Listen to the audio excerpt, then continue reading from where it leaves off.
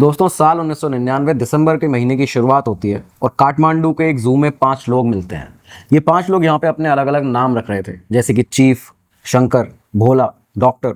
देखने में लगता है, सुनने में लगता है कि ये किसी बड़े मिशन की तैयारी थी, किसी सीक्रेट एजेंसी के बड़े मिशन की कोई तैयारी कर रहा था कोई समूह।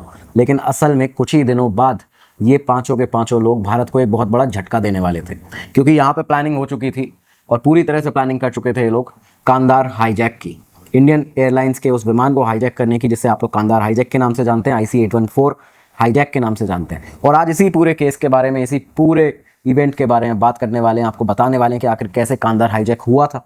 क्या ये बात सच है कि वहाँ पे उस प्लेन में एक खुफिया विभाग का आदमी मौजूद था भारत के?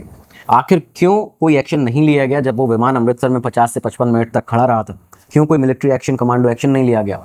और वाकई में क्या कांदार के अंदर तालिबान भारत और हाईजैकर्स के बीच में नेगोशिएटर की भूमिका निभा रहा था, या फिर ये पूरी एक कॉन्स्पिरेसी थी? सब कुछ आज आपको यहाँ पे पता चलने वाला है इस वीडियो में। नमस्कार दोस्तों, मैं हूं वरुण जौहरी और आप देख रहे हैं कनेक्टिंग डॉट्स बाय अनअकैडमी। शुरुआत करते हैं आज के एपिसोड की। तो दोस्तों, शुरुआत होती है 1 साल पहले से, यानी कि साल 1998, जब पाकिस्तान का एक आतंकवादी जिसका नाम था इब्राहिम अतर, ये नेपाल के काठमांडू आता है। कुछ दिन वहाँ पे ठहरता है, किसी प्लानिंग के तहत यहाँ पे आया हुआ था, थोड़ी रेकी करता है और यहाँ से फिर बांग्लादेश चला जाता है। बांग्लादेश जाने के बाद में इब्राहिम अतर ने क्या किया कि वहाँ पे ढाका में एक सब्जी मंडी का एरिया था, उस जगह पे जाके एक फ्लैट को रेंट करता है। वहाँ पे किराए से एक फ्लैट लेता है और करीबन 6 महीने बाद ही वहाँ पे 4 और टेररिस्ट को बुलाता है पाकिस्तान से। ये 4 टेररिस्ट जिनको यहाँ पे बुलाया गया था, उनका नाम था सनी अहमद काजी, शहीद सैयद अख्तर, जहूर इब्राहिम मिस्त्री और शाकिर। इन सभी को यहाँ पे बुला लिया जाता है। इन सब का मोटिव एक था, एक अकेले मोटिव के साथ यहाँ पे लोग काम करना शुरू कर चुके थे, और वो मोटिव था कि हरकतुल मुजाहिदीन के जो चीफ था उस समय पे, हरकतुल मुजाहिदीन का चीफ था मौलाना मसूद अजहर, जो कि भारत के जेल में बंद था उस समय। मौलाना मसूद अजहर, आपको बता दें कि जम्मू कश्मीर की high security jail fort Balwal jail के अंदर वहाँ पे कैद था, उसको बंद करके रखा हुआ था और पहली बार उसको यहाँ पे पकड़ा गया था। उसके बाद से ही वो यहाँ पे बंद था। साल 1994 में दरअसल मसूद अजहर को भारत ने पहली बार पकड़ा था अनंतनाग से, और इसी के बाद 3 बार अटेम्प्ट किए गए मसूद अजहर को छुड़ाने के लिए, लेकिन हर बार ये टेररिस्ट जो थे वो नाकाम होते हैं। यहाँ पे ये जो मसूद अजहर था, इसके अलावा 2 और पाकिस्तानी आतंकवादी हमारे पास में, यहाँ भारत के पास उस समय पे कैद थे, उनको हमने पकड़ कर रखा हुआ था। इनमें से एक था मुश्ताक जरगार, जिसने 1989 में जो देश के गृह मंत्री हुआ करते थे मुफ्ती मोहम्मद सईद, उनकी बेटी रुबैया सईद का अपहरण किया था, उसकी किडनैपिंग की थी। तो मुश्ताक जरगार जो था, इसको भी यहाँ पे 1992 में 15 मई के आसपास पकड़ लिया गया था। BSF ने पकड़ा था इसको श्रीनगर से। ये भी हमारे पास में सलाखों के पीछे था। और तीसरा एक और आतंकवादी ये था जिसने मसूद अजहर को 1994 में छुड़ाने की कोशिश की थी। एक बार इस तरह का एक अटेम्प्ट किया था, जहाँ पे उसने दिल्ली से 5 से 6 जो वेस्टर्न टूरिस्ट थे, कुछ फॉरेन नेशनल्स थे, उनको यहाँ पे किडनैप किया और सहारनपुर ले जाता है। इस टेररिस्ट का नाम था उमर सईद शेख। यहाँ पे ये जो उमर सईद शेख था, बाद में उसको भी यहाँ पे अरेस्ट कर लिया गया था, इन सारे वेस्टर्न टूरिस्ट को छुड़ा लिया गया था। तो ये वेस्टर्न किडनैपिंग का एक बहुत ही नामी केस है भारत की हिस्ट्री का। तो ये सारी चीज़ें जो थी, ये 3 टेररिस्ट ने की थी, और यहाँ पे तीनों के तीनों टेररिस्ट जो थे वो हमारे पास जेल में बंद थे, कैद थे। इन सभी को छुड़ाने के लिए ही ये जितने आतंकवादी थे, इन्होंने प्लान बना लिया था। और अब ये प्लान क्या बनाया हुआ था, इसकी शुरुआत आप सुनिए। तो साल 1998 से 1999, पूरे इस 1 साल के बीच में इब्राहिम अतर, जो कि मास्टरमाइंड था, उसने एक पूरा प्लान बना लिया था। और ये प्लान इस तरह से होने वाला था कि इंडियन एयरलाइंस की फ्लाइट 814, दैट इज IC-814 जो फ्लाइट थी, जो कि काठमांडू से दिल्ली के लिए उड़ान भरती है, दिल्ली तक वो आती है, इसे हाईजैक किया जाएगा। ये यहाँ पे इनका प्लान था। इब्राहिम अतर ने जितनी अपनी रेकी की थी, जितना उसने पता लगाया था, उसके अकॉर्डिंगली उसको ये पता चला था, उसने बाकी कॉन्स्पिरेटर को, बाकी आतंकवादियों को भी ये बात बताई कि जो भारतीय पैसेंजर होते हैं, उनको काठमांडू से चढ़ने के लिए इस फ्लाइट के अंदर सिर्फ एक आइडेंटिटी कार्ड या फिर उनका ड्राइविंग लाइसेंस उनको चाहिए होता है। बाकी इसके अलावा कोई यहाँ पे उनसे पूछताछ नहीं की जाती। तो सिर्फ ये आइडेंटिटी प्रूफ अगर हम निकाल लेते हैं, अपने लिए बनवा लेते हैं, तो हम इस प्लेन में बहुत ही सेफ तरीके से चढ़ सकते हैं। ये चीज़ यहाँ से प्लान की जाती है कि हम इस प्लेन में चढ़ेंगे, हाईजैक करेंगे, उसे अफगानिस्तान ले जाएंगे, और अफगानिस्तान ले जाने के बाद यहाँ पे इंडियन गवर्नमेंट के सामने अपना डिमांड जो है, हमारी जो मांगे हैं वो रखेंगे। अगर गवर्नमेंट हमारी डिमांड को नहीं मानती है, तो यहाँ हम खुद भी मर जाएंगे और इस पूरे विमान को उड़ा देंगे, जितने भी यात्री उसमें होंगे उनको भी उड़ा दिया जाएगा। ये चीज़ यहाँ से इन लोगों की फिक्स हो चुकी थी, प्लान बन चुका था। तो सितंबर 1999 आता है और इस समय पे ये जो मास्टरमाइंड था इब्राहिम अतर, ये अपने बाकी 5 साथियों के साथ में ढाका के उस सब्जी मंडी एरिया के रेंटेड फ्लैट में वहाँ पे मिलते हैं। और उस समय वहाँ पे मुंबई से एक अब्दुल लतीफ़ मोमिन नाम का भी एक शख्स, जो इनके साथ में ही कॉन्स्पिरेटर था, उसको बुलाया जाता है। मोमिन को ये बोलता है अतर, ये कहता है कि तुम्हें ये जिम्मेदारी दी जा रही है कि तुम भारत वापस जाओ और वहाँ पे हमारे लिए ये जितने भी 5 लोग होने वाले हैं जो हाईजैकर होंगे, जो इस प्लेन को हाईजैक करेंगे उनके लिए कुछ डॉक्यूमेंट्स को रेडी करो, जो कि ड्राइविंग लाइसेंस होना चाहिए, कुछ आइडेंटिटी प्रूफ होना चाहिए कि ये लोग भारत के नागरिक हैं। इस तरह के कुछ आइडेंटिटीज़ को यहाँ पे तुम बनाओ और तुम्हें इसके लिए 2 महीने का समय दिया जाता है। सितंबर में ये जो अब्दुल लतीफ़ मोमिन था मुंबई आ जाता है, यहाँ पे आके भारत में ये डॉक्यूमेंट निकालता है। इसी के बीच में अगला जो महीना आता है अक्टूबर 1999, इस समय पे 2 और लोगों को यहाँ पे बुलाया जाता है। एक था शहीद सईद अख्तर और यूसुफ नेपाली। ये दोनों ही जो लोग थे, इन्होंने कलिम्पोंग जो एरिया है वहाँ से 3 ग्रेनेड और 3 पिस्टल का यहाँ पे बंदोबस्त कर लिया था। ये सारी चीज़ें इनका एक पूरा कॉन्स्पिरेसी के लिए जो इन्होंने प्लानिंग की थी उसके तहत ये लोग कर रहे थे। ये सारा काम कर चुके थे। और फिर आता है दिसंबर 13, जिसकी हमने इस एपिसोड की शुरुआत में ही बात की थी। वो दिन जब ये सारे के सारे टेररिस्ट जो थे ये काठमांडू के एक जू में मिलते हैं और वहाँ पे जो मास्टरमाइंड था अथर, वो एक फाइनल टच देता है अपने पूरे प्लान को। इन सबको प्लान के बारे में समझाता है। जितने ये जो 5 हाईजैकर होने वाले थे, ये लोग अपने अपने अलग अलग नाम रखते हैं। जैसे कि सनी अहमद काजी जो था उसको नाम मिलता है बर्गर, इब्राहिम अथर जो था उसको नाम मिला चीफ, इब्राहिम मिस्त्री जो था उसे नाम मिलता है भोला, और सईद अख्तर को डॉक्टर, और साथ ही जो शाकिर था उसको शंकर नाम दिया जाता है। ये सारे कोड नेम थे इन लोगों के, ये नाम रख चुके थे। और प्लान ये पूरी तरह बन चुका था कि जब अथर जो था, जो इब्राहिम अथर था, वो सबसे पहले हैंड ग्रेनेड्स के साथ में, रिवॉल्वर्स के साथ में अपने बैग में जो वो रख के जाएगा, और वहाँ पे जब वो सिक्योरिटी चेक कर लेगा, एयरपोर्ट में दाखिल होगा, सिक्योरिटी चेक जब उसका हो जाएगा तब वो एक सिग्नल देगा, और ये सिग्नल दिया जाएगा अहमद काजी को, जो सनी अहमद काजी और शाकिर जो है, इन दोनों को ये सिग्नल देगा, जिससे ये लोग भी उसके बाद एयरपोर्ट में दाखिल होंगे। सिक्योरिटी चेक इन लोगों का भी हो जाएगा। इन सभी आतंकवादियों ने 2 बिजनेस क्लास की टिकट्स और 3 एग्जीक्यूटिव क्लास की टिकट्स खरीद ली थी इसी इंडियन एयरलाइंस विमान की 814 की, जो कि काठमांडू से दिल्ली के लिए उड़ान भरने वाला था। और पूरी तरह से ये हरकतुल मुजाहिदीन के जो टेररिस्ट थे ये सब यहाँ पे तैयार बैठे हुए थे।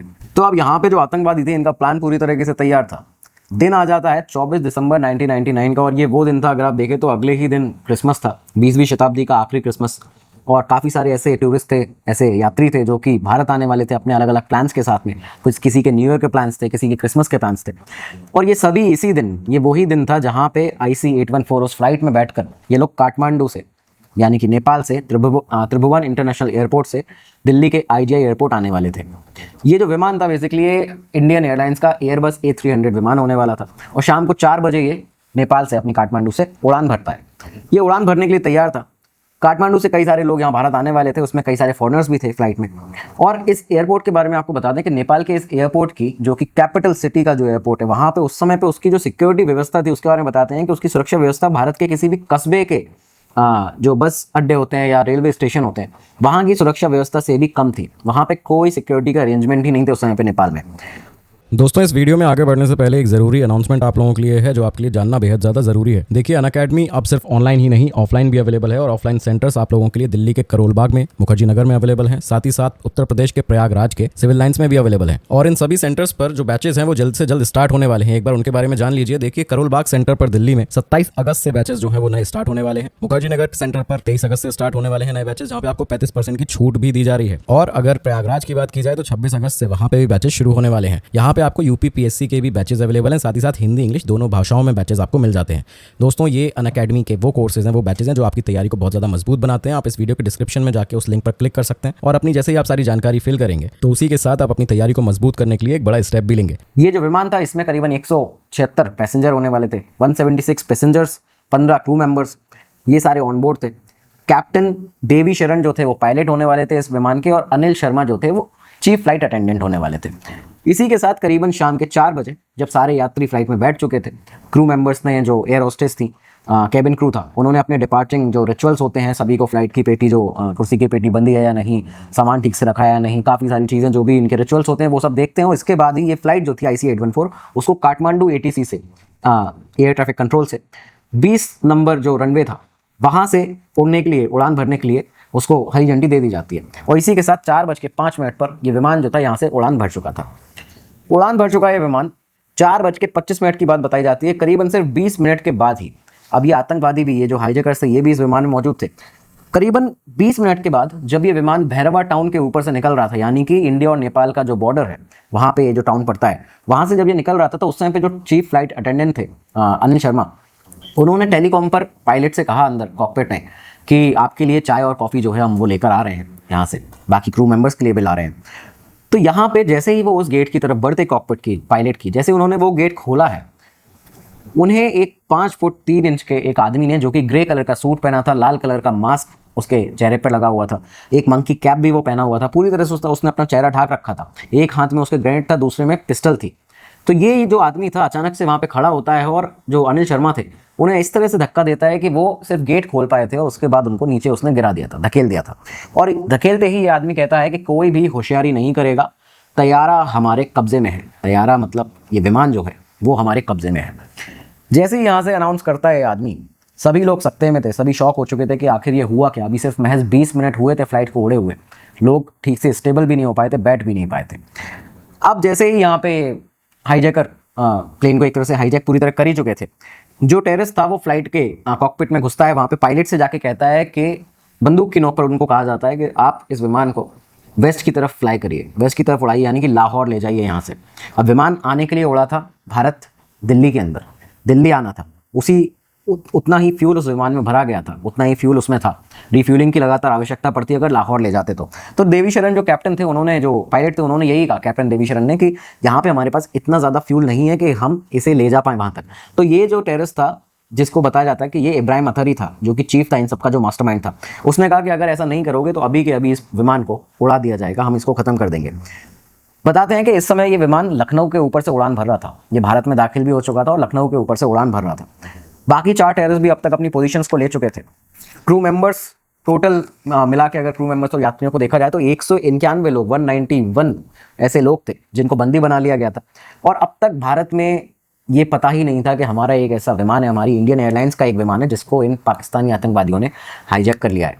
भारत को पहली बार जानकारी किस तरह से लगी कांधार हाईजैक उस विमान की, ये समय था 4:57, मतलब 5 बजने में सिर्फ 3 मिनट की देरी का समय था शाम के, जब एटीसी वाराणसी को, एयर ट्रैफिक कंट्रोल वाराणसी पर जो मौजूदा उस समय ड्यूटी ऑफिसर हुआ करते थे, ड्यूटी कंट्रोलर थे संपत कुमार, और वॉच सुपरवाइजर थे वाई के रोहिला, माफ़ कीजिएगा। ये दोनों वहाँ पे एक आम दिन का इनका समय था, जैसे हर रोज़ अपना काम करते थे उसी तरह काम कर रहे थे। लेकिन सडनली इनके पास एक मैसेज आता है 4:57 पर, और ये मैसेज था IC-814 विमान की तरफ से, जो एक सिग्नल भेजा गया था। उसमें ये बताया गया था कि ये विमान जो हमारा है इसे हाईजैक कर लिया गया है। जैसे ही ये खबर यहाँ पे वाराणसी ATC को लगती है, उन्होंने दिल्ली को अलर्ट किया, और दिल्ली को अलर्ट किया जाता है तो साउथ ब्लॉक को अलर्ट किया जाता है, PMO तक ये बात पहुँचाई जाती है। PMO में जैसे ही ये बात पता चलती है, क्राइसिस मैनेजमेंट ग्रुप को सेटअप कर दिया जाता है, CMG को यहाँ पे सेटअप कर दिया गया। उस समय भारत के प्रधानमंत्री हुआ करते थे अटल बिहारी वाजपेयी।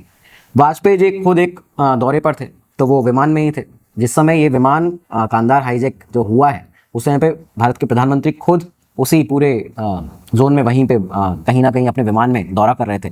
उनका जब ये विमान लैंड करता है, national security adviser Brajesh Mishra ji उन्हें बताते हैं कि इस तरह की पूरी सिचुएशन है, उनको पूरा ब्रीफ किया जाता है, और अटल बिहारी वाजपेयी जी को ब्रीफ करते हैं। और करीबन ये 6 बजे तक का समय था जब राजीव गांधी भवन दिल्ली के अंदर 23 सीनियर अथॉरिटीज़ ने क्राइसिस मैनेजमेंट ग्रुप को एक तरह से फॉर्म कर लिया था, और यहाँ पे उनकी पूरी डिस्कशन जो थे वो शुरू हो चुके थे। अब आगे हमें क्या करना है, आखिर अब भारत कर क्या सकता है। और आप इस बीच में ये देखिए कि प्लेन को अभी तक हाईजैक हुए 1.5 घंटा हो चुका था। अब इस बीच विमान के अंदर कैप्टन जो थे, पायलट जो थे देवी शरण जी, उनके लिए बहुत बड़ी मुसीबत थी कि क्योंकि जो टेररिस्ट थे वो अड़े हुए थे कि इस विमान को आप लाहौर ले जाइए, आपको इसको लाहौर ले जाना पड़ेगा वरना हम इस पूरे विमान को उड़ा देंगे, और लाहौर जाने तक का ईंधन जो है, जो फ्यूल है, वो विमान में है नहीं। तो इसके लिए लगातार जब बताया जाता है ATC से, यहाँ पे भारत में सरकार को ये बताई जाती है बात, IC-814 की तरफ से सिग्नल मैसेज आता है कि विमान को लाहौर ले जाने की बात हो रही है। तो बताते हैं कि 6:30 बजे के आसपास इस्लामाबाद में जो भारतीय हाई कमीशन है, वहाँ पे लाहौर में उतारने की परमिशन भी मांगी गई। पाकिस्तान से परमिशन मांगी कि इस विमान को, जो हमारा विमान हाईजैक हो गया, उसको हम क्या पाकिस्तान में उतार सकते हैं, इसके लिए हमें आप इजाज़त दे दीजिए। लेकिन यहाँ पे पाक ने साफ मना कर दिया, पाकिस्तान ने यहाँ पे साफ मना कर दिया था कि आप यहाँ पे हमारे यहाँ विमान तो नहीं उतार सकते हैं। इस बीच में 10 से 15 मिनट का ही फ्यूल जो था विमान में वो बचा था, और कैप्टन देवी शरण जो थे, उन्होंने जब टेररिस्ट को ये बताया, तो जब कोई चारा नहीं बच रहा था सामने, तो फाइनली देवी शरण जी के कहने पर इस विमान को अमृतसर में लैंड करा दिया जाता है। आतंकवादी इस बात के लिए मान गए थे, हाईजैकर इस बात के लिए मान गए थे कि अब जब फ्यूल ही नहीं बचा है तो इस विमान को अमृतसर में लैंड करा दो, यहाँ पे रिफ्यूलिंग करा दो, और उसके बाद इसको आगे हम ले जाएंगे। तो करीबन ये 7:05 की बात बताई जाती है जब अमृतसर के श्री गुरु रामदास जी इंटरनेशनल एयरपोर्ट पर इस विमान को लैंड कर दिया जाता है। ये विमान वहाँ पे पहुँच चुका था, अभी भी ये विमान भारत के अंदर ही था, और एक बहुत बड़ी होप, एक बहुत बड़ी आशा जो थी वो बनी हुई थी कि इस विमान को सेफली यहाँ से सारे पैसेंजर्स को बचा लिया जाएगा और इन हाईजैकर्स को पकड़ा जाएगा, इनको दंड दिया जाएगा, ये अपराधी है। लेकिन हुआ क्या, आप वो सुनिए। तो जैसे ही ये विमान पंजाब में लैंड होता है, पंजाब की पूरी सिक्योरिटी अलर्ट पर आ चुकी थी। पंजाब पुलिस के उस समय चीफ हुआ करते थे सरबजीत सिंह, जो कि इंचार्ज थे इस समय पूरी सिचुएशन के। उन्होंने दिल्ली में जो मौजूद थी, जो सेटअप की गई थी सीएमजी क्राइसिस मैनेजमेंट ग्रुप, उनको बताया कि हमारे पास पंजाब में जो कमांडोज हैं वो इस समय मौजूद हैं और एंटी टेररिज्म जो ऑपरेशन है उनमें वो माहिर है। तो आप जब भी बोलेंगे हम यहाँ पे अटैक कर सकते हैं और जाके इस पूरे ऑपरेशन को अंजाम दे सकते हैं। लेकिन सीएमजी जो दिल्ली में बेस्ड थी, उनका ये कहना था कि हमें कोई भी हिंसा नहीं चाहिए, यहाँ पे हमें कोई भी कैजुअलिटी नहीं चाहिए बेसिकली, क्योंकि अगर आप जाएंगे अंदर तो वहाँ पे 176 पैसेंजर हैं, टोटल 15 क्रू मेंबर हैं, तो वहाँ पे कोई भी क्षति किसी को भी पहुँच सकती है। तो सीएमजी का कहना था कि हमें प्लेन के को अमृतसर में थोड़ी देर और रखना चाहिए और ये चीज़ देखनी चाहिए कि यहाँ पे हमें काफ़ी ज़्यादा समय मिल जाए कुछ और सोचने के लिए। तो हमें बस वहाँ पे उसको बनाए रखना है, रोक कर रखना है एक तरह से। इस समय पर एनएसजी को, नेशनल सिक्योरिटी गार्ड्स को भी ये कह दिया गया था, ये बता दिया गया था कि आपको डिपार्ट हो जाना है, आपको यहाँ से आगे बढ़ जाना है और तैयार रहना है कहीं ना कहीं, क्योंकि एक बड़ी सिचुएशन हमारे सामने आ चुकी है। अमृतसर जाने के लिए आपको तैयार हो जाना है। अब ये बताया जाता है कि जो हमारी फोर्सेस थी वो 7:10 पर यहाँ पे तैयार हो चुकी थी सीएमजी की तरफ से, लेकिन उन्हें जो आदेश मिलता है, गो अहेड मिलता है, वो अमृतसर जाने के लिए मिलता है 7:40 पर। और जब ये आदेश मिला, एनएसजी वहाँ पे 7:55 पे पहुँच भी गई थी, 15 मिनट के अंदर एनएसजी वहाँ पे थी उस एयरपोर्ट पर। लेकिन अब तक आपको बता दें बहुत ज़्यादा देर हो चुकी थी, क्योंकि ये विमान इस समय तक अमृतसर से उड़ान भर चुका था। दरअसल अमृतसर एयरपोर्ट पे वहाँ पे हुआ क्या था इस विमान में कि जब ये यहाँ पे लैंड किया उस समय पर लगातार ही टेररिस्ट ने, आतंकवादियों ने, हाईजैकर्स ने ये कहना शुरू कर दिया था, दबाव बनाना शुरू कर दिया था जो पायलट थे उन पर, कि आप इस विमान को जल्दी से जल्दी रिफ्यूल कराइए, अदरवाइज हम लोगों को मारना शुरू कर देंगे। अगर ये 5 मिनट के अंदर, उन्होंने समय दिया था कि 5 मिनट के अंदर नहीं आप रिफ्यूलिंग करते हैं तो यहाँ पे हम पैसेंजर्स को मारना शुरू कर देंगे। और ऐसा कुछ हुआ भी था। ये इस तरह से यहाँ पे सिचुएशन जो पूरे इस हाईजैक में, कांधार हाईजैक में सबसे ज़्यादा ट्रबल सिचुएशन जो बनी है, सबसे ज़्यादा टेंशन जहाँ पे हुआ वो अमृतसर के अंदर हुआ था। ये किस तरह से हुआ था कि हाईजैकर्स ने इस बीच में जब देखा गतिविधियों को अलग अलग, क्योंकि उनको भी ये डर था कि अभी हम भारत की सीमा के अंदर हैं, भारत के अंदर हैं, कोई भी हमारे ऊपर ऑपरेशन किया जा सकता है, आर्मी ऑपरेशन, मिलिट्री ऑपरेशन, और इसमें हम लोग भी मारे जा सकते हैं, हमारा मिशन फेल हो सकता है। तो इसके तहत यहाँ पे उन्होंने काफ़ी सारे यात्री जो थे उनको अपना निशाना बनाना शुरू कर दिया था। किस तरह से निशाना बनाया जाता है कि सारे जितने भी पैसेंजर्स थे उनको एग्जीक्यूटिव क्लास में भेज दिया जाता है। उसमें से 7 ऐसे लोग थे जिनको एग्जीक्यूटिव क्लास में भेज दिया गया और वहाँ पे सीट से बांध दिया गया। इसमें रुपिन कात्याल भी मौजूद थे, एक पैसेंजर, और एक पैसेंजर सतनाम सिंह भी मौजूद थे। इन दोनों को ही बताया जाता है कि कुछ कहासुनी उनकी हाईजैकर्स के साथ में हुई, शायद वॉशरूम जाने के लिए। एक बताया, ये एक चीज़ कही जाती है कि वॉशरूम जाने के लिए, टॉयलेट जाने के लिए एक कहासुनी जो थी वो इन लोगों की होती है हाईजैकर्स के साथ में, और इसके वजह से इन हाईजैकर्स ने यहाँ पे उन्हें चेस्ट में लगातार चाकू मारे थे। रुपिन कात्याल को, सतनाम सिंह को, इन्हें बुरी तरह से घायल कर दिया गया था। और रुपिन कात्याल जो थे वो तो बहुत ही, उनकी अभी उस समय पे न्यूली मैरिड थे वो, उनकी शादी उसी समय पर हुई थी। उनकी जो वाइफ थी रचना, वो दूसरे पीछे जहाँ पे उनको बिजनेस क्लास में वो उन लोगों को रखा हुआ था, वो वहाँ पे थी। और रचना को ये पता ही नहीं था कि उनके पति को, जिनकी महज 15 से 16 दिन उनकी शादी को हुए थे, उनको यहाँ पे बुरी तरह से जख्मी कर दिया गया, उनको बहुत बुरी तरह वो घायल हो चुके हैं। और ये सब कुछ हो रहा था जब प्लेन अमृतसर में था, ये वहाँ पे भारत की ही भूमि पर जब प्लेन मौजूद था।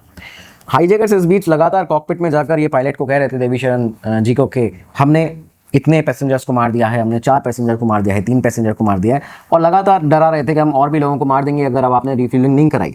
तो इसके बदले एटीसी को एक बार दोबारा संदेश देते हैं जो पायलट थे, उन्होंने कहा कि आप जल्दी से जल्दी इसको रिफ्यूल कराइए, अदरवाइज़ ये लोग ये कह रहे हैं कि हम इसको बिना फ्यूल के ही टेक ऑफ कर देंगे, उसके बाद रिफ्यूलिंग जो फ्यूल ख़त्म होगा तो सभी की जान जाएगी, यहाँ पे सभी ये जो प्लेन है वो क्रैश हो जाएगा। तो इसके लिए ये तय किया जाता है इंडियन अथॉरिटीज़ की तरफ से कि इस प्लेन को जो हमने खड़ा रखा है यहाँ पे, इसके सामने धीरे से एक ईंधन का जो टैंकर है उसको ले जाया जाए और इस तरह से खड़ा कर दिया जाए कि ये विमान जो है वो टेक ऑफ कर ही ना पाए। लेकिन ये जो प्लान था वो बहुत ही बुरी तरह फेल हो जाता है। किस तरह से फेल हुआ कि जब ये ड्राइवर था एक टैंकर का, जो फ्यूल टैंकर था, वो ड्राइवर जब उस टैंक को ले जा रहा था उस रनवे के ऊपर, तो बड़ी तेज़ी से चल रहा था। एटीसी से उसे आदेश दिया जाता है, ये बताया जाता है कि थोड़ा सा स्लो, थोड़ा धीरे इस टैंकर को चलाया जाए यहाँ पे, जिससे कि जो लोग हैं, अपराधी हैं, जो हाईजैकर्स हैं, उनको भी ये भनक ना लगे कि हम कुछ करने वाले हैं, हमारा कुछ इस तरह का प्लान है। लेकिन सडनली क्या हुआ कि ये जो धीमे करने के लिए उसको अपनी स्पीड को बोला गया था टैंकर के ड्राइवर को, उस व्यक्ति ने अचानक से ब्रेक लगा दिए एटीसी की उस बात को सुन के। और वो जो उसने ब्रेक लगाए तो उससे जो कॉकपिट में मौजूद इब्राहिम अतर था, जो चीफ था इन सभी हाईजैकर्स का, उसका ध्यान जाता है यहाँ पे उस टैंकर के ऊपर, और बिना कुछ सोचे समझे उसने गन पॉइंट पर यहाँ पे देवी शरण जी को, जो कैप्टन थे, उनको ये कह दिया था कि आपको जल्दी से जल्दी इसे यहाँ से उड़ा लेना चाहिए, इसको हम बिना रिफ्यूलिंग कराए यहाँ से उड़ाएंगे इस विमान को, क्योंकि यहाँ पे भारत की सरकार या भारतीय अथॉरिटीज़ कुछ भी कर सकते हैं। और इसी के तहत यहाँ पे एक बार फिर से ये जो विमान था उसे उड़ान भरवा दी गई थी। ये यहाँ से उड़ान भर चुका था और बताया जाता है कि वक्त था शाम के 7:50 जब यहाँ से अमृतसर से भारत की धरती को इस विमान ने छोड़ा है। जब उड़ान भरी तो वो जो टैंकर सामने था, जो अचानक से जिसने ब्रेक लगाए थे ड्राइवर ने, बताया जाता है कि उस टैंकर से भी टकराते टकराते ये विमान बचा था, जिस तरह से उसने उड़ान भरी थी वहाँ से। अमृतसर में करीबन 45 से 50 मिनट तक IC-814 रहा, लेकिन कोई भी प्रॉपर एक्शन नहीं लिया गया इस विमान में मौजूद उन हाईजैकर्स के ऊपर। कई सारे लोग कहते हैं कि उस समय पे इस विमान के अंदर एक रॉ ऑफिसर मौजूद थे, एक खुफिया एजेंसी के ऑफिसर मौजूद थे, इसलिए कोई एक्शन नहीं लिया गया। काफ़ी सारी चीज़ें कही जाती हैं कि उनकी जान को जोखिम ना हो इसलिए नहीं किया गया। वो एक रिलेटिव थे बहुत ही बड़े ऑफिसर के, बहुत ही बड़े एक मंत्री के, जो कि मंत्रालय में मौजूद थे उस समय पे भारत सरकार में। तो ये सब चीज़ें कही जाती हैं, लेकिन पुख्ता दावे ये कोई भी सामने नहीं आते हैं, पुख्ता सबूत कोई भी सामने नहीं आते हैं। खैर, यहाँ पे अमृतसर से ये जो विमान था उड़ान भर चुका था। अब ये पाकिस्तान एयर स्पेस में दाखिल हो गया। फ्यूल जो था वो पूरी तरह ख़त्म ही होने वाला था, हमने आपको बताया। अभी यहाँ अमृतसर में भी रिफ्यूलिंग नहीं हो पाई थी। अंतिम समय तक लाहौर ATC मना करता रहा यहाँ पे इस विमान को लैंड कराने के लिए।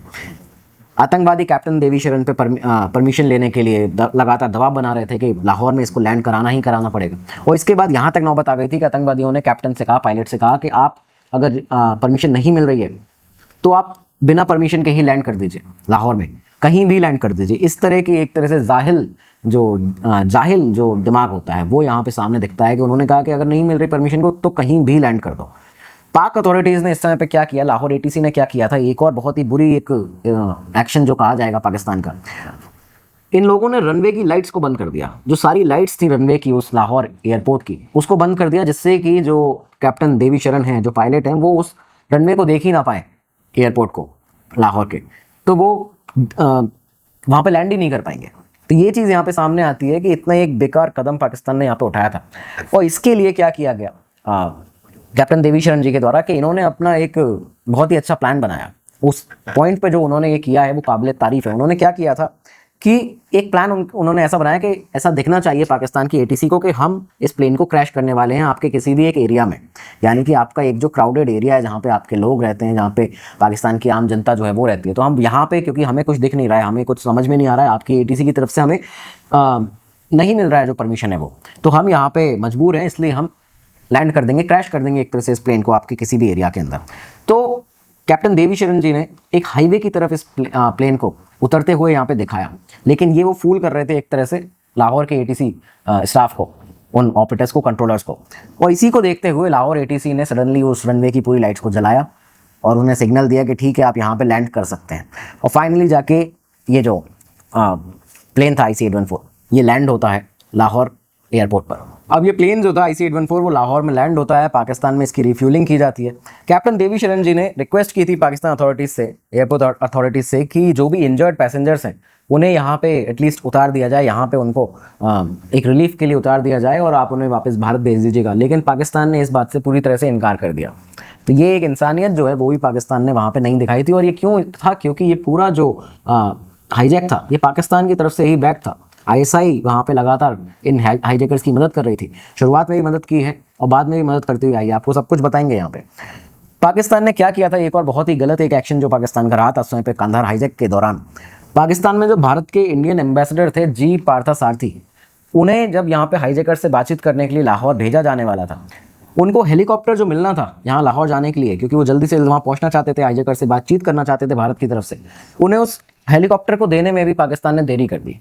इतना ज़्यादा डिले कर दिया था पाकिस्तान ने उस हेलीकॉप्टर को देने में। और इसी के साथ जब उनको हेलीकॉप्टर नहीं मिल पाया और जब उन्हें हेलीकॉप्टर मिलता भी है तो उस समय तक रात के करीबन 10:32 हो चुके थे और पाकिस्तान से, लाहौर से इस प्लेन को पाक अथॉरिटीज़ ने टेक ऑफ करवा दिया था, यहाँ से भी रवाना करा दिया था, उड़ान भरवा दी थी। अब ये विमान जो था, जो हाईजैक हो चुका था पूरी तरह से, वो अफगानिस्तान की ओर बढ़ चला था, अफगानिस्तान निकल चुका था। लाहौर से टेक ऑफ करने के बाद विमान काबुल से होते हुए मस्कट, उसके बाद ओमान, लगातार अलग अलग जगह जाने की कोशिश कर रहा था, क्योंकि अब दोबारा रिफ्यूलिंग करनी भी ज़रूरी थी। लेकिन कहीं भी लैंड नहीं होने दिया जा रहा था, कहीं भी परमिशन नहीं मिल रही थी इस विमान को। एक बार फिर से रिफ्यूल भी करना था। इस बीच में इंडियन अथॉरिटीज़ ने ये कहा कि दुबई में इसको, यूएई में यहाँ पे लैंड कराया जाए, लेकिन यूएई में अगर लैंड कराना है तो उस समय पर यूएई इस बात से इनकार कर रहा था लैंड कराने से। तो उसके लिए यूएस से बातचीत की गई, अमेरिका से बातचीत की जाती है। अमेरिका के प्रेशर के चलते यहाँ पे यूएई ने, गवर्नमेंट ने वहाँ की अलाउ किया IC-814 को अपने यहाँ लैंड होने के लिए दुबई के अंदर। लेकिन इस बात से उन्होंने साफ मना कर दिया था और ये डिनाई कर दी थी परमिशन भारत सरकार के लिए, भारत की इंटेलिजेंस एजेंसीज को ये मना कर दिया था कि आप किसी भी तरह का मिलिट्री या कमांडो ऑपरेशन दुबई में हमारे यहाँ नहीं करेंगे, खासतौर पर अपने इंडियन आर्मी ऑफिसर्स को भेज के तो बिल्कुल भी नहीं करेंगे। तो ये चीज़ यहाँ पे दुबई ने मना कर दी थी। खैर, यहाँ पे जब ये विमान उतरा 25 दिसंबर सुबह 3 बजे के आसपास की बात बताई जाती है, जब दुबई मिलिट्री एयरपोर्ट पर यह विमान लैंड होता है। ईंधन इसमें एक बार फिर से भरा जाने वाला था और इस बार ईंधन भरने के एवज में हाईजैकर से इतनी बातचीत हो चुकी थी यहाँ पे कि 70 लोगों को उतारने की बात यहाँ पे की गई।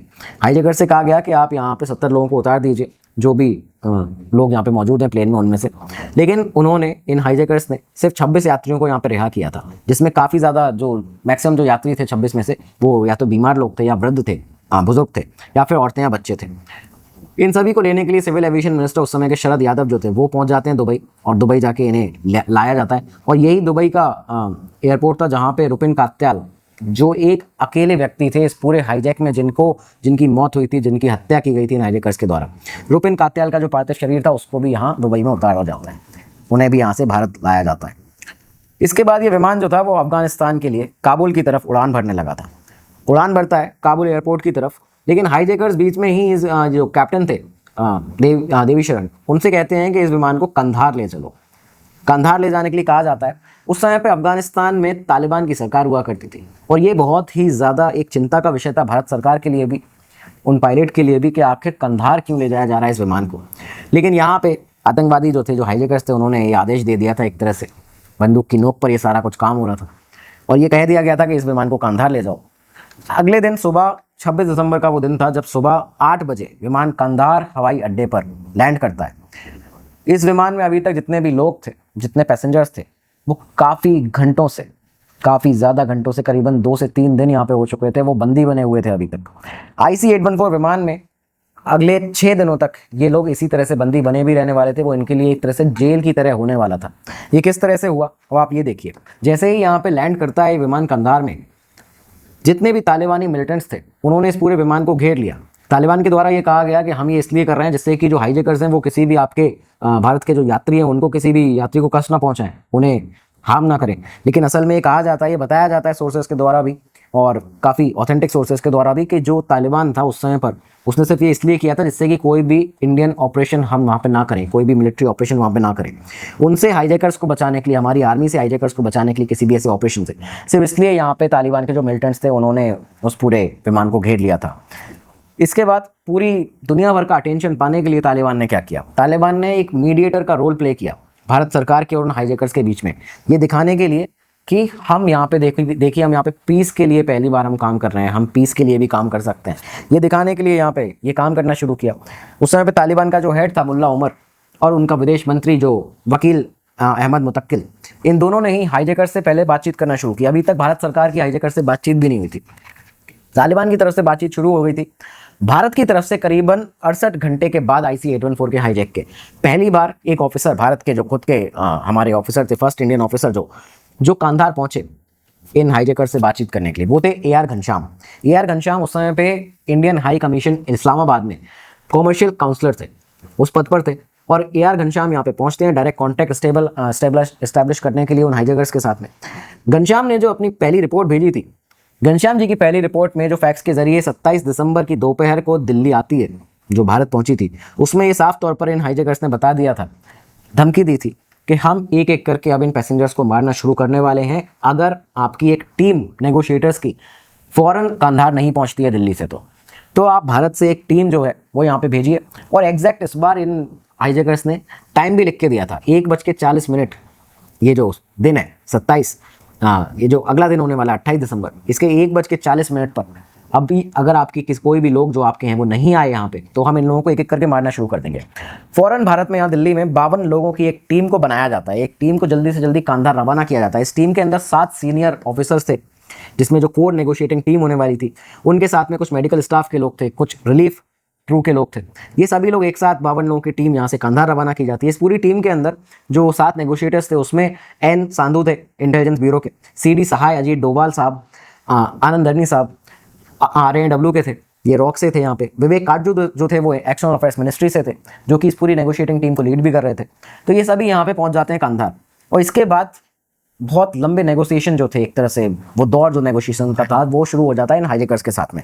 तो अब जब यहाँ नेगोशिएशन शुरू होते हैं तो इन हाईजैकर्स को तालिबान के द्वारा VHS सेट भी दिए गए थे, VHS एयरक्राफ्ट सेट भी दिए गए थे। साथ ही साथ में इन लोगों को वॉकी टॉकीज भी तालिबान ने ही प्रोवाइड किए हुए थे। तालिबान के जो कंधार ATC था उन लोगों ने ही इन हाईजैकर्स को ये सब कुछ दिया हुआ था। इन्हीं वॉकी टॉकीज के माध्यम से नेगोशिएशन की शुरुआत होती है। अजीत डोभाल साहब जो कि उस समय पे इंटेलिजेंस ब्यूरो के स्पेशल डायरेक्टर थे, जो कि स्पेशल ऑपरेशन को ओवरसी करते थे, देखते थे। डोभाल साहब की बातचीत जब शुरू हुई इन हाईजैकर्स से, तो उन्होंने कहा कि आप अपनी डिमांड्स तो बताइए। अभी तक आपने कम से कम 3 से 4 दिन हो चुके हैं हाईजैक किए हुए विमान को, आपने अभी तक कोई डिमांड नहीं बताई। डिमांड बताइए आपकी क्या है। तो हाईजैकर का कहना था कि हमें मसूद अजहर और कुछ कश्मीरी मिलिटेंट्स चाहिए, हमें कुछ कश्मीरी मिलिटेंट जो तुम्हारी जेलों में बंद हैं, और हमारा जो मौलाना मसूद अजहर है वो हमें चाहिए यहाँ पे, और इसके एवज में हम बाकी और भी चीज़ें जो हैं वो तुम्हें बताएंगे। लेकिन यहाँ पे डोभाल साहब ने कहा कि अगर आप इस तरह से मांग करेंगे तो हम अगर मसूद अजहर को छोड़ भी देते हैं तो क्या पता उसके बाद आप 50 और आतंकवादियों का नाम ले दें कि इनको भी छोड़िए, उनको भी छोड़ दें, तो क्या पता दूसरों का भी नाम ले दें, उनको छोड़िए। तो इसलिए आप जितनी आपकी डिमांड है वो एक पेपर पर लिख के यहाँ पे बताइए हमें, ऑन रिटन आपकी डिमांड होनी चाहिए, एग्जैक्ट नाम के साथ में आप किस किस टेररिस्ट को छोड़ने की यहाँ पे मांग कर रहे हैं। तब यहाँ पे एक पेपर जो उसमें सारी डिमांड लिखी हुई थी, एक पेपर एक चिट के तौर पर बना के विमान के नीचे फेंका जाता है, और उस पेपर के अंदर नाम लिखे हुए थे इन टेररिस्ट के, जिसमें मौलाना मसूद अजहर का नाम था। साथ ही साथ में 36 मिलिटेंट्स के अलग अलग जो मिलिटेंट थे उनके नाम लिखे थे। $200 मिलियन यानी कि करीबन 860 करोड़ रुपया उस समय ये पूरा यहाँ पे लिखा हुआ था। और साथ में लिखा था इन टेररिस्ट ने, इन आतंकवादियों ने, कि सज्जाद अफगानी एक टेररिस्ट हुआ करता था जिसको मार दिया गया था हमारी सिक्योरिटी फोर्सेस के द्वारा जम्मू कश्मीर में उसी साल जून के अंदर। तो इसकी भी डेड बॉडी जो है वो हमें चाहिए। ये चीज़ यहाँ से लिख के इन्होंने भेजी थी जो इनकी डिमांड होने वाली थी। तो अब जब मांगे यहाँ पे साफ हो चुकी थी तो अजीत डोभाल ने उन हाईजैकर से नेगोशिएट करते हुए कहा इनको भांपने के लिए कि आखिर अपने कमिटमेंट पे कितना खरा उतर भी सकते हैं या नहीं। इसको भांपने के लिए उन्होंने कहा कि आप जितने भी महिलाएं और बच्चे हैं फ्लाइट के अंदर इस समय पे हाईजैक विमान में, आप इन सभी को छोड़ दीजिए पहले, उसके बाद बाकी लोगों की जो आप छोड़ेंगे उनको तब हम मसूद अजहर को आपको दे देंगे। लेकिन सामने से जवाब आता है कि आप पहले मसूद अजहर को छोड़ दीजिए और उसके बाद हम इन बच्चों को और महिलाओं को छोड़ देंगे आपके लिए। ये चीज़ यहाँ पे सामने आई। स्थिति दूसरी तरफ स्थिति जो थी वो प्लेन में बहुत ज़्यादा ख़राब भी होती जा रही थी, क्योंकि काफ़ी लंबे दिनों से ये लोग जितने यात्री थे वो उस विमान में थे। टॉयलेट जो थे, जो वॉशरूम थे, वो काम करना उन्होंने बंद कर दिया था। जो गंदगी थी वो बाहर तक आ रही थी। अलग अलग जगह पे चिकन के जो पीसेस थे वो पड़े हुए थे, क्योंकि हाईजैकर्स जो थे वहीं पे खाते थे, वहीं पे चीज़ों को फेंक देते थे। काफ़ी ज़्यादा गंदा वहाँ पे अंदर उस विमान के माहौल था। उल्टियाँ हो रखी थी, लोगों को उल्टियाँ हो रही थी, खिड़कियों पे गंदगी थी। तो ये सारी चीज़ें वहाँ पे थी। हर सुबह इन जो यात्री थे इनको धमकियाँ मिलती थी कि आप तुम्हें आज मार दिया जाएगा, आपको आज मार दिया जाएगा, ये चीज़ें थी। और इसके बाद तो 28 दिसंबर आते आते इन हाईजैकर्स ने इतना बुरी स्थिति कर दी थी कि यहाँ पे उस दिन 28 दिसंबर के दिन जो खाना था और पानी था वो तक अलाउ नहीं किया गया था अंदर फ्लाइट के अंदर, कि इन लोगों को खाना भी दिया जाए उन पैसेंजर्स को। और उन पैसेंजर्स को ये बताया गया था कि अब आप लोग बस ख़त्म होने वाले हैं, आपको मार दिया जाएगा। कई बार पैसेंजर्स को ये लगा भी, कई बाद में यात्रियों ने अपने बयान भी दिए कि कभी कभी ऐसा लगता था कि इन हाईजैकर्स की बंदूकें लेके इन्हें ही गोली मार दी जाए, इस तरह का कोई स्टेप उठा लिया जाए। लेकिन नहीं उठाया गया, क्योंकि इससे बाकी पैसेंजर्स को भी, उनकी जान को भी बहुत बड़ी हानि हो सकती है, नुकसान हो सकता था। तालिबान ने इस समय क्या किया कि तालिबान अब पूरी तरह से इस नेगोशिएशन में भारत के और हाईजैकर्स के बीच में आ चुका था। यहाँ पे इस तरह से उसने सोचा कि यहाँ पे जो डिमांड है पैसे की हाईजैकर्स की, इसको हम मना करवा देते हैं। और साथ ही साथ में जो सज्जाद अफगानी जो टेररिस्ट जिसका वो जो शरीर है, इसको यहाँ पे लेने की बात ये टेररिस्ट कर रहे हैं, इसको हम मना करवा देते हैं क्योंकि ये हमारे अकॉर्डिंगली भी ठीक नहीं है। तो तालिबान ने यहाँ पे क्या किया कि इन दोनों चीज़ों को ख़त्म कराया, हाईजैकर से नेगोशिएट कराया भारत के लिए, और ये दिखाते हुए, ये इंप्रेशन देते हुए कि हम देखिए आप लोगों के लिए कितना ज़्यादा आपका सपोर्ट कर रहे हैं, साथ दे रहे हैं। लेकिन असल में जो वहाँ पे नेगोशिएटर गए थे वो ये बताते हैं, ये बात कहते हैं कि तालिबान पूरी तरह से उन हाईजैकर्स के साथ में था, क्योंकि जब जब बात आती थी कि कितने लोगों को छोड़ना है या नहीं भी छोड़ना है, उसमें तालिबान हमेशा हाईजैकर का साथ देता था। यानी कि मसूद अजहर को छुड़ाने के लिए, मुश्ताक जरदार को छुड़ाने के लिए, उमर सईद शेख को छुड़ाने के लिए, तो ये हमेशा उनके साथ में दिखता था। साथ ही साथ में नेगोशिएटर को ये भी लगता था कि हम लोगों को मॉनिटर किया जा रहा है, क्योंकि कई बार ऐसा पता चला और ऐसा मौजूदा समय पे दिखा भी उस समय पर कि उनके रूम्स में बग लगाए गए थे, बग्स को लगाया गया तो उनकी बातें सुनी जाती थी और ये सब चीज़ें वहाँ पे दिखती हैं। खैर यहाँ पे नेगोशिएशन चल रहे थे डोभाल साहब के उन हाईजैकर के साथ में। तो अजीत डोभाल ने उन्हें कई तरह से नेगोशिएट करने का ट्राई किया। उन्होंने कहा कि ये जो आप 36 मिलिटेंट्स की बात कर रहे हो तुम लोग, इन्हें हम नहीं समझ सकते कि कहाँ कहाँ इस समय पे मौजूद हैं, और इतने कम समय में हम इन्हें कैसे निकालेंगे भारत की अलग अलग जेलों से। भारत में कई सारी जेलें हैं, भारत कोई इतना छोटा देश नहीं है जहाँ पे कुछ ही जेलों में तुम्हारे इन मिलिटेंट्स को रखा गया हो। तो इन्हें कहाँ से निकालेंगे, लीगल सिस्टम जिस तरह का है भारत में वो तुम्हें पता नहीं है। और उन्होंने ये तक कहा कि यहाँ पे कि सेंटर स्टेट के जो रिलेशन है, जैसे कुछ जो टेररिस्ट हैं जैसे मसूद अजहर ही है, तो वो जम्मू कश्मीर की जेल में है, तो यहाँ पे दिल्ली और जो सेंटर और स्टेट का जो रिलेशन है उसके भी उन्होंने दलीलें दी। उन्होंने कहा कि यहाँ पे आपके जो फारूक अब्दुल्ला हैं जो कि जम्मू कश्मीर के चीफ मिनिस्टर थे उस समय पे, कि वो जो हैं वो हो सकता है परमिशन ना दें मसूद अजहर को छोड़ने की, क्योंकि उनके स्टेट की जेल है, जम्मू कश्मीर की जेल है, वहाँ पे वो बंद है। तो यहाँ पे रिप्लाई आता है हाईजैकर्स का, क्योंकि ये पूरी तरह से मन बना के आए थे, ये सब कुछ जानते थे पहले से, क्योंकि इन लोगों ने पहले भी ऐसी चीज़ें कर रखी थी। तो यहाँ पे इन्होंने कहा रिप्लाई में कि रुबैया सईद जो थी, जो कि गृह मंत्री की बेटी थी, जिसका अपहरण हम लोगों ने किया था, और उसको भी तभी छोड़ा गया था जब फारूक अब्दुल्ला चीफ मिनिस्टर थे। तो ये यहाँ से स्टेटमेंट सामने निकल के आता है।